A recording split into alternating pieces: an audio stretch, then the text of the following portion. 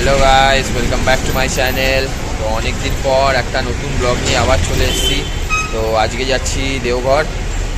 দেওঘর কোন ট্রেনে যাবেন সমস্ত ডিটেলস এই ভিডিওতে থাকবে। কখন ট্রেন রয়েছে, কোথা থেকে ট্রেন ছাড়বে। তো আমরা এখন বিকেপাল মোড়ে, এখান থেকে ট্যাক্সি করে হাওড়া যাব। হাওড়া থেকে আমাদের আজকে ট্রেন আছে। তো চলুন দেরি না করে তাড়াতাড়ি ব্লগটি শুরু করি।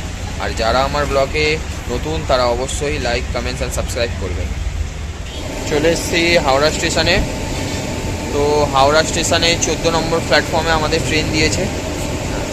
তো আগে যাচ্ছি হাওড়া স্টেশনে 14 নম্বর প্ল্যাটফর্মে। তো যাই, এখন 11:20 হচ্ছে, আমাদের 12টা বাজতে 5 মিনিটে ট্রেন ছাড়বে। তো আগে প্ল্যাটফর্মে যাই, তারপর বাকি ডিটেলস আপনাদের বলছি। তো গাইস, এসে গেছি হাওড়া স্টেশনে। চলে এসেছি হাওড়া স্টেশনে 14 নম্বর প্ল্যাটফর্মে। এখানে আমাদের ট্রেন দিয়েছে হাওড়া হিমগিরি এক্সপ্রেস। এই ট্রেনটা আমাদের জেএসডি নামাবে ভোর 4:40-এ। তো 11:55 ছাড়ার কথা। তো দেখি কোন টাইমে ছাড়ে।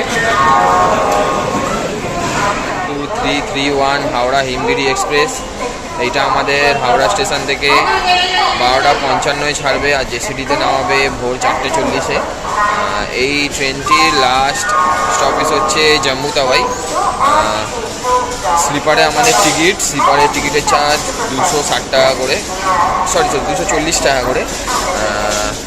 তো এখন আমরা যাব। এই ট্রেন এখনও ছাড়িনি, ট্রেন লেট আছে, 5-7 মিনিটের মতো লেট আছে। তো চলুন, 12 মিনিট লেটে ট্রেন ছেড়েছে আমাদের হাওড়া স্টেশন থেকে।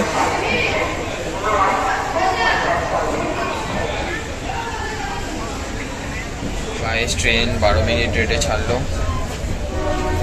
এখন বেজে গেছে 12:15 কাছাকাছি। তো এই ট্রেনের নেক্সট প্ল্যাটফর্ম যেখানে দাঁড়াবে সেটা হচ্ছে আসানসোল জাংশন, রাত্রি 2:18 মিনিটে। তো আমরা স্লিপারে টিকিট কাটিয়েছি, চলুন আপনাদের গাইস আমাদের ট্রেন ছেড়ে দিয়েছে। এখন বাজে 12:35। কালকে সকালে দেখা হচ্ছে। ভোর 4:40-এ ট্রেন নামানোর কথা, দেখি রাইট টাইমে নামায় না, কত ট্রেন লেট করে। গাইস চলুন, টাটা, এরপরই রাত্রি হয়ে গেছে। চলে এসেছি জেএসডি স্টেশনে। সকাল 5:05 আমাদের ট্রেন নামিয়েছে এখানে। 8 ঘন্টার কাছাকাছি লেট আছে ট্রেন, আমাদের তাড়াতাড়ি নামিয়ে দিয়েছে জেএসডিতে। তো এবার স্টেশনের বাইরে যাব। তো গাইস, এই যে স্টেশন, সকাল 5:19।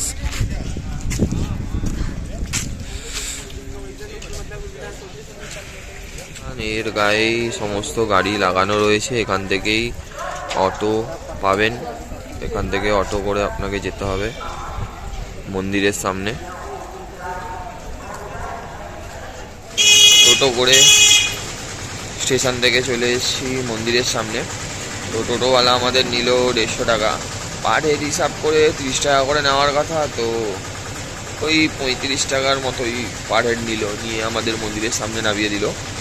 তো এখান থেকে এখন হোটেল করব, হোটেল করে ফ্রেশ হয়ে তারপর মন্দিরে যাব। আমাদের এই ট্রেনের ব্লগটি এখানেই শেষ। ভালো লেগে থাকলে লাইক, কমেন্ট অ্যান্ড সাবস্ক্রাইব করবেন। আর কিভাবে দেওঘর আসবেন সেয়ার ডিটেলস এই ভিডিওর মধ্যে রইল।